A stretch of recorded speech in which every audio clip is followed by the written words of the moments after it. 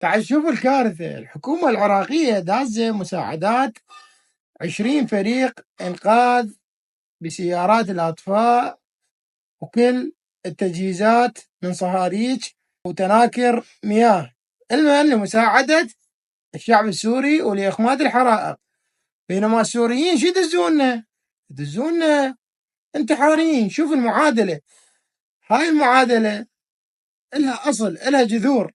شنو جذورها؟ جذورنا احنا العراقيين نعمل بأصلنا، لأن أصلنا هو الإمام علي عليه السلام، والإمام علي عمره ما أذى أحد، وهم يعملون بأصلهم ويدزونا بمكان المساعدات.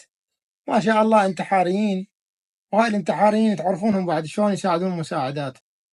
هذا الفيديو يتكلم به الإعلام المغرب للجولاني ويقول هاي السيارات للعراق، ونهاية المعادلة كل من يعمل بأصله. احنا نعمل بأصلنا، وأصلنا هو الإمام علي عليه السلام، وهم يعملون بأصلهم. مخصصة لنقل المياه تحياتي للسوريين من العراق وصلت باتجاه انه العراقيين أهل أصل وأهل نخوة، وعمرهم ما أذوا شعب.